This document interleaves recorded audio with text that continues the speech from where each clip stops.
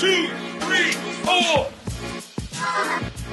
Morning, everyone. Welcome to episode 56 of Merritt in the Morning. Jim, can you believe it? I really can't believe it. We had a bit of a hiatus. We did. Not intentional, but No. we were busy and our guests were busy. And so here we are. So Yes. We're back at Cafe Audrey's. We are. Beautiful Fort Harrison. Jim, We work hard. have you been working hard and have you been nice? I try to be nice. Okay, Santa's watching.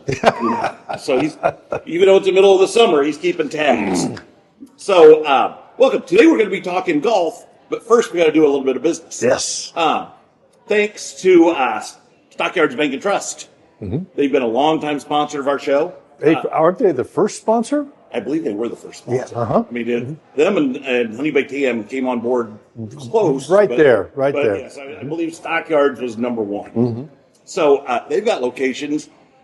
Oh, boy. 71st in Binford, Carmel, downtown Indianapolis, Plainfield, Emerson at County Line Road on the south side in Greenwood. They've got their Center Grove branch down on 135. They're coming to Whitestown. They are. Mm-hmm. Who am I missing? Or is that everybody? I think I got a Greenwood. Yeah, we got Greenwood, Center Grove, Carmel. Yeah, Plainfield. Okay. Yeah, I think we hit them all downtown. So anyhow, Stockyards Bank and Trust.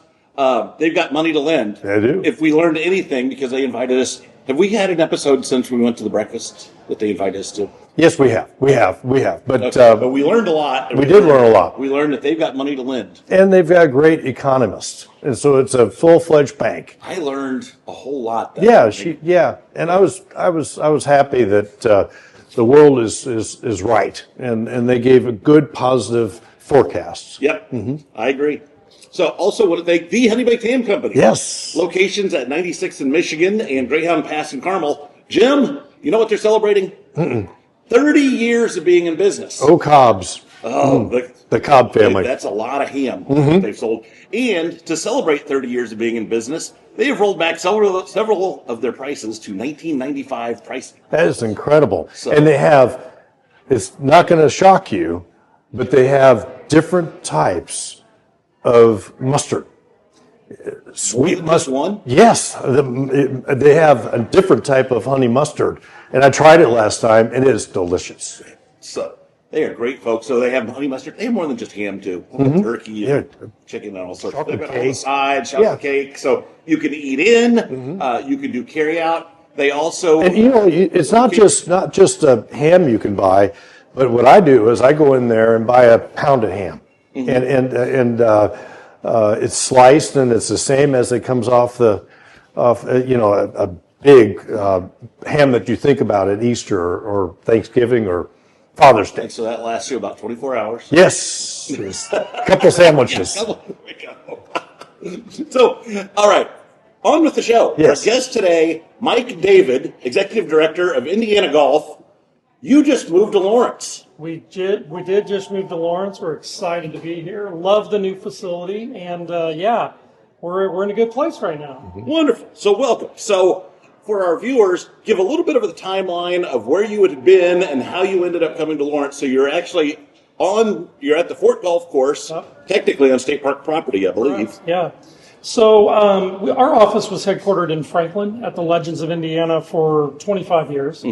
We have a 24,000 square foot facility. We had dorm rooms and an indoor kitchen, indoor dining facility, indoor teaching area, and we were running our summer camps out of that facility. And it worked really well for a very long time. A couple things happened. The camp numbers started to drop a little bit. Our first tee programming really ballooned, and we were focusing all our efforts on that. So we made the decision not to do the camps anymore. And this goes back 5 or 6 years, actually. So once we made that decision, 2/3 of our building was pretty much obsolete. So we started looking at relocating. We sent out some proposals. We had probably 7 or 8 different facilities. We wanted to be a little more centrally located. We had 7 or 8 facilities that reached out to us, and obviously one thing led to another, and we landed at the Fort. That's great. But let's talk a little bit about first tee. There are a lot of people that talk about that kids, girls and boys, are starting so early with golf, and the idea of we're just getting through it's 5 years from, with COVID and everything going on. Golf is exploding with activity because you're out. It's for everybody nowadays. It's not just, a sector of our society. And it strikes me that your investment, your entity's investment out there is a wonderful place at the Fort, of which we are, but as well as the fact that scholarships are there. I went when I was at Indiana University. My fraternity was next door to Evans Scholars, and but now that was an all boy type of situation entity there. But now it's girls and boys, and it can just open doors, and it's a different way of showing both boys and girls there's a way to step up in society. Yeah, I mean, First Tee is a national youth development program. So obviously it's teaching the game of golf, but it's also teaching those life skills that go along with the game. That's what I was getting to. Yeah, even before we were part of First Tee, with our junior golf program, we used to ask the question, what other sport are you taught to call penalties on yourself? Not very many. None. So golf lends itself very well to teaching those life lessons. So, as I said, First Tee is a national youth development organization. We got involved about 13 years ago, largely due to Alice Dye, and it's completely taken off since we've been a part of it. We're in 19 communities statewide. We have First Tee programming at 345 elementary and middle schools around the state, and that's being delivered in the PE classes by the PE teachers.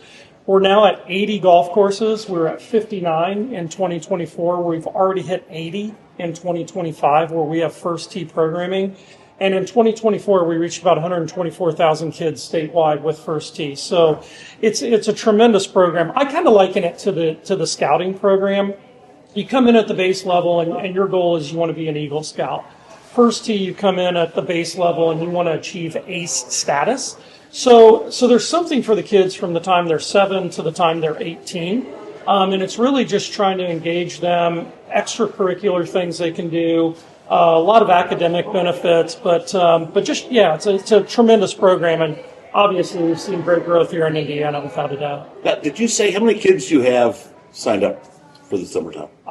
We reach 124,000 kids. Okay. At least we did in 2024. That number will be up in 2025. A lot of those kids are through the elementary and middle schools, obviously, but all total, it comes to 125,000. The Dyes, Pete and Alice Dye. Yeah, just what they did for Indiana, what they did for the world of golf. Everybody, when they say this is a Dye golf course, everybody knows what that means. Yeah, I mean the impact they've had is widespread. Certainly not just in Indiana or not just the United States. It's worldwide, which is why we named our new facility the Pete and Alice Dye Indiana Golf Center. I mean, it lends itself very well because of the impact they've had on the game. The fact that the fort is a Pete Dye redesign. It just made a lot of sense for us. Hand in glove. Yeah, exactly. Alice Dye actually was on the First Tee Indianapolis board 14 years ago, and she came to me because their funding was running out, and she came to me and said, Mike, I think it makes more sense to have First Tee under the Indiana Golf Foundation. You guys have the resources, you can keep this going. And we agreed to do that because you didn't want to tell Alice no. So we said, okay, Alice, we'll definitely do this. And then right when we made that decision, First Tee National came to us and said, we'd really like you to be a statewide chapter. There are only 6 or 7 statewide First Tee chapters. Most of them are municipality or metropolitan areas. So we went head first into that. And as I said, it's served us very well. We're 19 communities now around the state. Popularity continues to grow, and it's just a great program. So, for our listeners and for me, tell me a little bit about what is your mission. So you're a not-for-profit, you're a 501c3. So how was Indiana Golf created, and what is the broad mission? Obviously, you do things with youth golf, but I know you do more than that. Yeah, so Indiana Golf is actually the umbrella organization for 5 golf-related not-for-profits.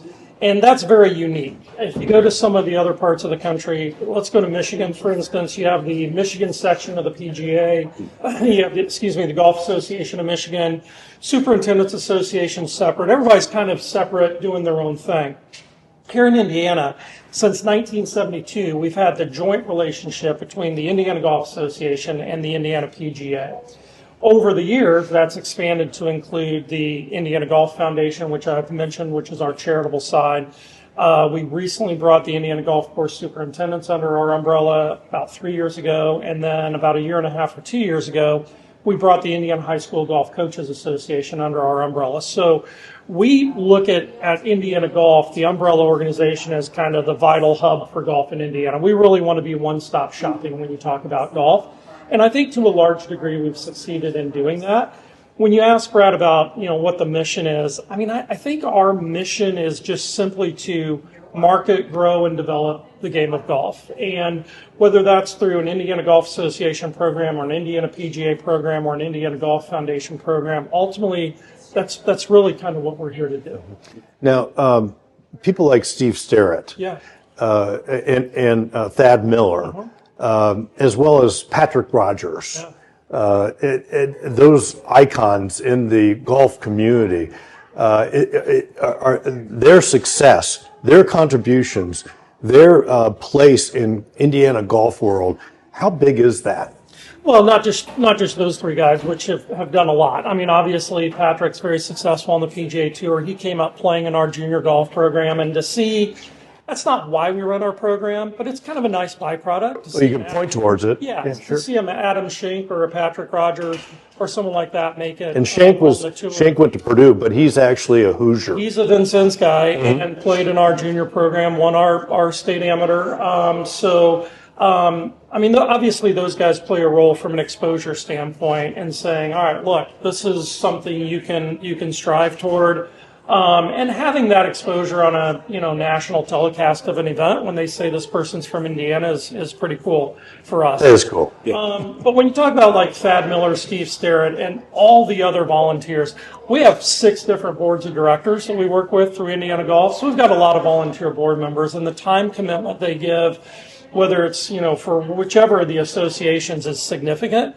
And they play a huge role in shaping the direction we take and then ultimately making sure we achieve those goals. But Steve, you mentioned, who obviously a Lawrence guy. Steve was chair of our capital campaign committee, and we are about $105,000 away from our $6.5 million goal. So we are at the threshold of putting that to bed and moving on. Jim can write that check. I was hoping I'd get that today while I was here.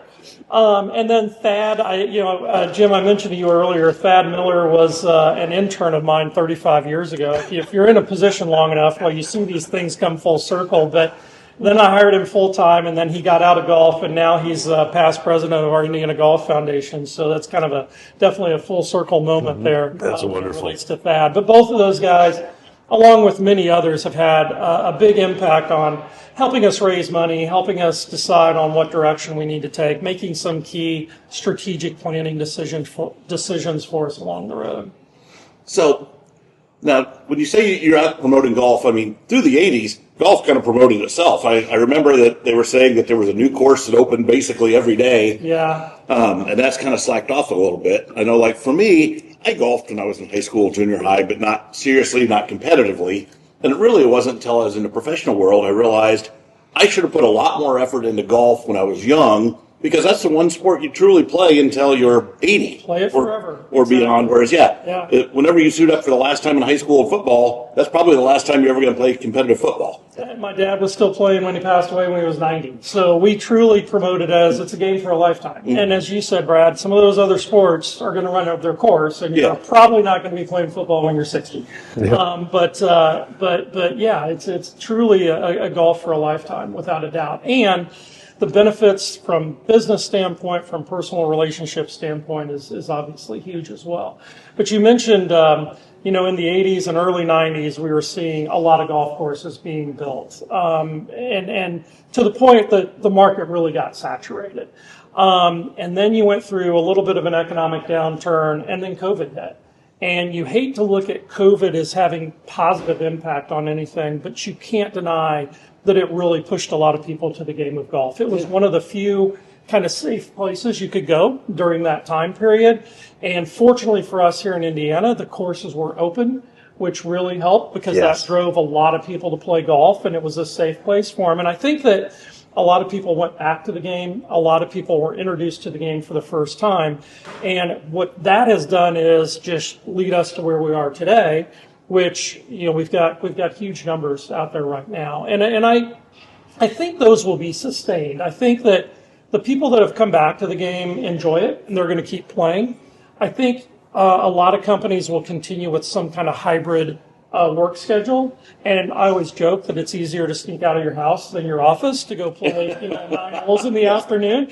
So Sunday at 4. Yeah, I think that opportunity will continue, and I think the benefits of the game from a not only a business standpoint but really a family standpoint, I think are evident, and I think that'll continue. Klopp, I can remember during being at Old Oakland, and they had to, first of all, you had to leave the stick in. Right. Because you couldn't grab the stick because you may have something on your hand that somebody else will get in the way of a molecule or whatnot. And two, all golf courses had to do this. It wasn't just Old Oakland, but you could only be on your golf cart by yourself. And so I walked. Yeah. But just as well as you couldn't rake the sand trap. Because you would be touching the rake. It was just all this nonsense that all the golf courses had to do, but still people flooded towards the courses. Well, leaving the pin in, that's actually a good rule that came out of COVID. It is a good rule. I do too. But it's really, it's funny when you mention that, Jim, because as a staff, we were just talking the other day about all the modifications we had to do for that summer for our championship events. And it's kind of comical now when you think about it. It's like we were afraid to do this or afraid to do that. But it was an interesting summer for sure for those in the golf business. Absolutely. So hold that thought. You are watching Merritt in the Morning with your host, 30-year state senator Jim Merritt. Greater Chamber of Commerce president of Lawrence. That's not the term. Brad Klopfenstein. Close enough. The Greater Lawrence Chamber of Commerce. Yeah. Yes. President Brad Klopfenstein. So our guest today, Mike David from Indiana Golf. We want to thank our sponsors, the Honey Baked Ham Company. Yes. Locations at 96 in Michigan and Greyhound Pass in Carmel. Celebrating 30 years of being in business. Amazing. So I know at least through the end of July, they have rolled back a lot of their pricing to 1995 pricing. Yeah, so and get on their email list. I get their emails on all their specials. Yeah. So if they would have given away their ham, I'm not going to be one to care if they lose money. So they won't. So yeah, they won't. They'll figure out how to make money. But anyhow, get in there because it's great deals and wonderful sponsor. 30-year-old pricing. And yes, they're a fantastic sponsor of ours. Also want to thank Stockyards Bank and Trust, locations at 71st and Binford. Paula! Downtown, Paula Moan, thank you very much, Paula. Downtown Indianapolis, Carmel, Greenwood at County Line and Emerson, Center Grove on 135, they're out in Plainfield, and they're coming to Whitestown, and maybe also Zionsville. I still don't have a good read if that's 2 locations or... Oh, they're growing. They're a growing bank. They are. And actually, they're a great community bank. They really are. We only had 1 branch until 30 years ago. Yeah, it's just a wonderful bank. So, anyhow, back to the show.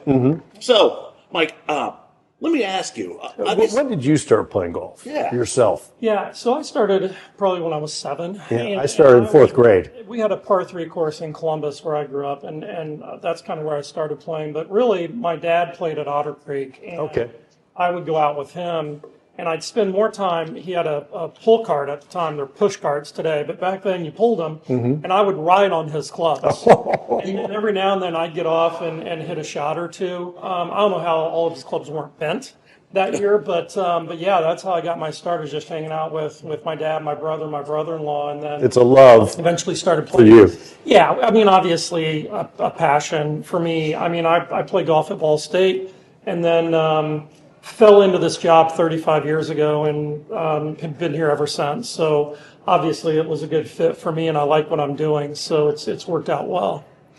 So I want to ask, obviously you have a youth focus on what you do.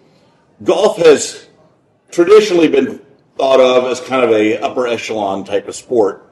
What initiatives do you have to bring golf to the inner city kids, to bring golf to the masses?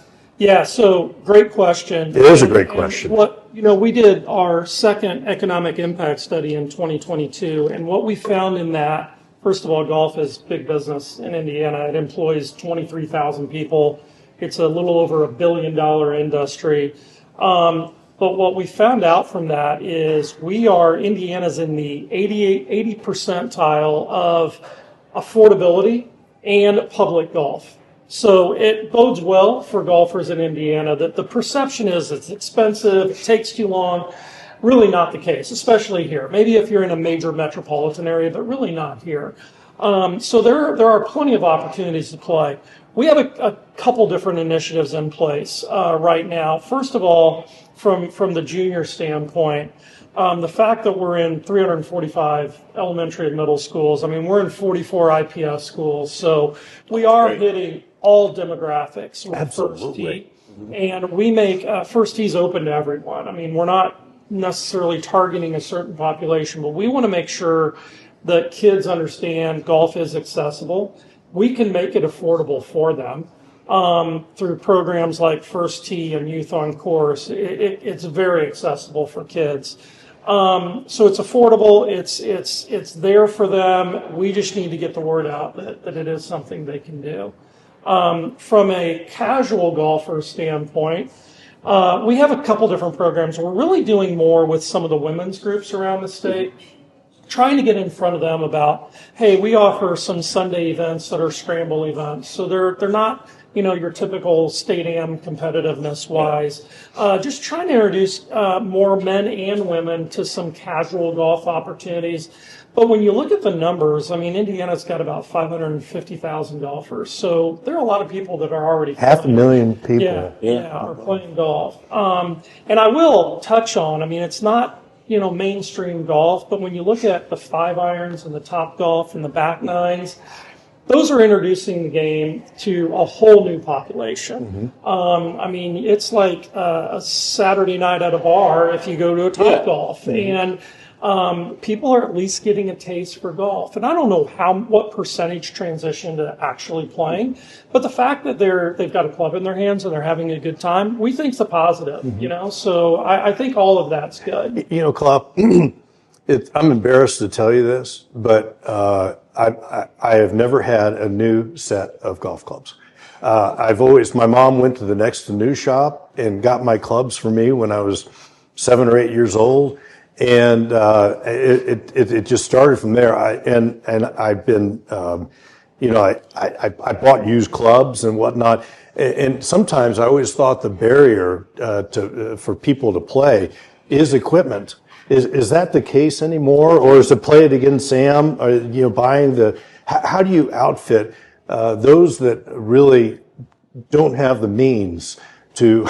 And I have the means, but I've just never had a new set of golf clubs. How do you outfit golfers with the correct equipment? Yeah, so great question. And I've had a recent experience with a club fitting situation that completely changed my mentality. But I think for the casual golfer, whatever feels right to them, if it looks good, mentally you're going to feel good about it. If it feels good, then you're fine. I think as you progress, obviously, the makeup of your set becomes more and more critical to playing well. I think that just having access to clubs, especially as it relates to junior golfers, is key because that expense could hold some kids back.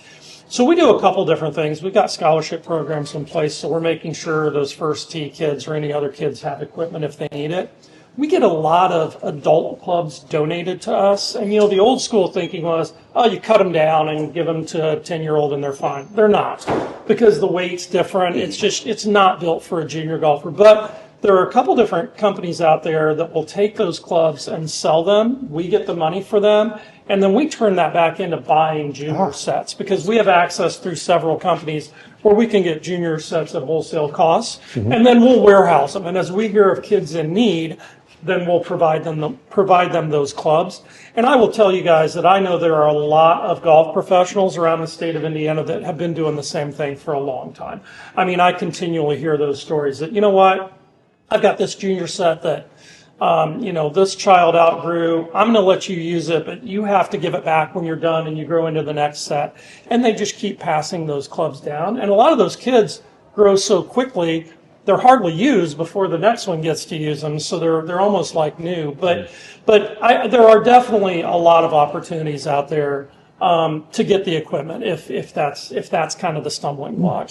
Jim, I will tell you, as somebody who has had a new set of clubs once in my life, you show up, you got a little bit more swagger, a little bit more confidence. You're like, I look good, I feel good, just swing a little harder, and it just means you hit it deeper into the woods. I'll take that under advisement. So your clubs that apparently you're still running with the bamboo shaft and an actual wood head. So yeah, those are probably best. You guys probably remember the Lee Corso commercial when he was coaching at IU when they got new uniforms. He said, "We may not win any games, but we'll sure look good." Well, the same thing with golf. You can't be out equipped. That's kind of the Well, I feel good about my old clubs now. Yeah, there you go. You should. Yeah. So, Michael, I want to ask you. You obviously know a lot about the courses around the state of Indiana. I had a two-part question. What are your 5 best courses in the state of Indiana, and what are your 5 most affordable courses in Indiana? 5 best or is 5 favorite? But that's true. That could be that is a different question. So, all right, what are your 5 favorites to play, and then 5 most affordable, and then maybe we'll get back to talking about Victoria National. So, my 5 favorites, I think one of my favorites in the state's South Bend Country Club. Love South Bend Country Club. You hit every club in the bag, beautiful rolling terrain on a lake. I love going up there. I would have to put Crooked Stick in there simply because I think it's probably one of the best, if not the best in the state. Certainly one of the top 4. I grew up playing at Otter Creek, and even though it's going under renovation as we speak, the original course at Otter Creek was one of my favorites. I just have so many great memories. I think it was a great classic course. So I would definitely put Otter Creek on there. I like Victoria National in small doses because it's too hard for me to play too often, but I like it in small doses. And gosh, a 5th would probably, I'm a member at Broadmoor right now too, and I think Broadmoor is a great Donald Ross course, just classic, nothing tricky about it. I like playing Broadmoor a lot too, but there are others that would the French on an honorable mention list. The French Lick course. French Lick is beautiful. You step out of Indiana when you're on the die course, and I get to play it once or twice a year, and it's too hard for me as well. But it is phenomenal to be there. I had 106 one day. And I felt like I had won the world. You finished, yeah. I finished. Fall off the hill. Yeah, and I was proud of the 106. Where Mike's located now, over at the Fort Golf Course, I enjoy playing it, but I feel horrible about myself afterwards. Oh, yeah. Because, I think I typically shoot about 100 on a decent day at a normal course. If I can break 115 over there, I'm feeling pretty good. There's a few trees to hit it in at the there's a lot of trees. Beautiful golf course. Yeah. Fantastic layout. Again, kind of like the die course, that you don't really think you're in Indiana when you're out there because the topography is just so different. Oh, yeah. So different. It's a wonderful place to play. Yeah. So part 2 of my question, we're talking about access to golf. What are the most affordable courses in Indiana? Yeah, so talking about kind of central Indiana, I think the Indianapolis City courses. I think, they've been privatized for a number of years, and I think those managers do a really good job. In fact, I just played in the East Side Am at Pleasant Run last weekend. Love Pleasant Run. And the golf courses are in good shape. And they're very affordable, very competitive, actually below competition from a cost standpoint. So I don't think you can go wrong with some of the city courses playing those. I think for the value, I think they're fantastic, and you're getting a really good experience out of them. Yeah, they're easy to get on usually. And then I think if you want to go to the next level, a place like Rock Hollow, which is just far enough out from Indianapolis that it's not really charging some of the higher rates, but it's a great golf course. We have a lot of tournaments there. Someplace like that, I think, is kind of that next step up in the $40 or $50 range. Yeah. So how many rounds do you play a year? So it really varies for me from week to week. This week we've had our state open going on up in Muncie. So the Monday, Tuesday, Wednesday I was there, and I've got meetings the next 2 days. So I may only play one day this week, but I certainly try to do as much business as I can on the course. So it might be 2 or 3 days the next week. It just kind of varies. I'll play around 50 rounds a year generally, and that includes a couple Southern golf trips where you're playing 4 or 5 times. Okay. So I know, so like the Chamber, we do a golf outing. We just did it here 2-3 weeks ago. And when you talked about either a back nine or Top Golf kind of introducing people to golf who might not otherwise play, I still have this dream. I want to do like a 9-hole matinee outing that's more of a hit and giggle where somebody doesn't have to devote an entire day. You know, they can show up at 3, you tee off at 3:30. You're done by 6:30, and yeah, it's more of a cocktail hour. I don't know if there's anybody who's doing that. I couldn't tell you off the top of my head. Oakland does it. But I know they're doing it. Yeah. Okay. And again, I think out of COVID, the goal was to make golf as much fun as possible, And to gather to a certain extent. We hear the word fun a lot more in golf the last few years than we ever did before. That it doesn't have to be the traditional 18-hole round, post a score, whatever you want to do. In fact, Alice Dye, I remember she would really promote 3, 6, or 9 holes. You know, and families going out and just playing a few holes of an evening. Whatever it is that gets you out on the golf course and gets you involved in the game is. I grew up in a 4-hole group at Highland Country Club, and that was 4th grade. Now, I need a history lesson here. Didn't golf wasn't that originally a 22-hole course, but at some point it got shortened to 18? That's a new one on me. I don't know. Me too. You might I played have a an course inside like- story on that. I played a course where the turn was on 11, and it was at least designed to be a 22-hole course. They'd shortened it to 18, but the turn was still at 11. Makes it really hard to break 100 if you're playing 22. It is. I wouldn't.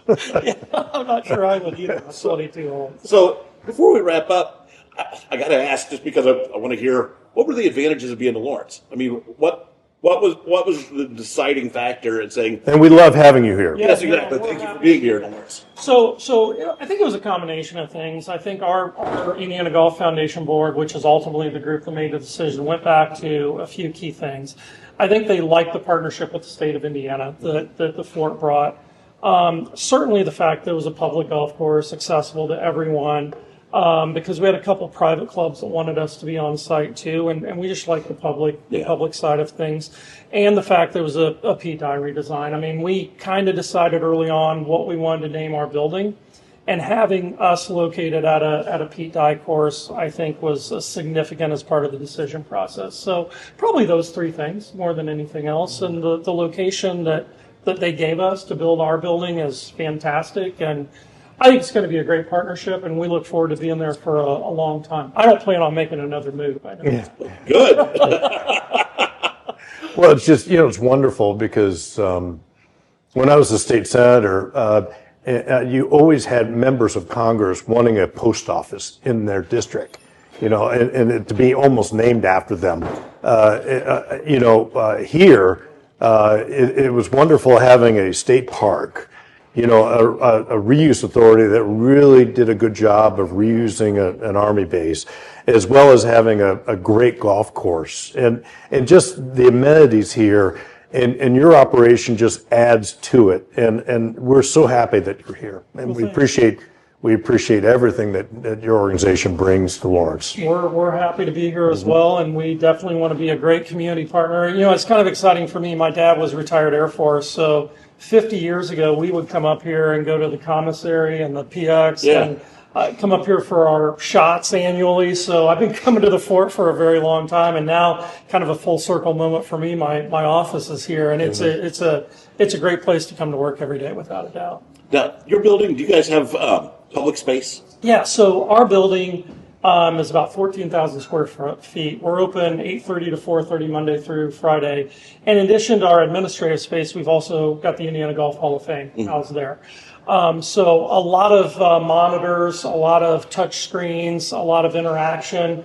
But I think it does a good job of kind of telling the history of Indiana golf. It talks about the Indiana Golf Hall of Fame members, other special award winners who have all contributed heavily to the history of golf in Indiana. So, yeah, I think it's a great facility, and I think people enjoy kind of strolling through and seeing what we have to offer. I feel bad. I was out of town when you guys did your grand opening ribbon cutting, anytime. so I need to come by and anytime. check it out. So, Mike David, thank you very much for being our guest on Merritt in the Morning this week. We appreciate it. 56. Yeah. Happy to be here. Hopefully we have 56 more. Well, that's my plan, unless you fire me. Heaven knows if the name changes, that means you quit. It's great to have you. So thank you all for watching. Thank you again to our sponsors, the Honey Baked Ham Company, locations at 96 in Michigan and Greyhound Pass in Carmel. Don't forget, they're celebrating 30 years of being in business, and you were the beneficiary by getting prices from 1995. Also want to thank Stockyards Bank and Trust, locations all over central Indiana, also all over Kentucky. Yes. So if you're in Kentucky and you're watching us, they've got, I think, Wonderful people there, no question about it. 50-ish branches all over. So anyhow, thanks for watching. We'll be back in 2 weeks. 1, 2, 3, 4.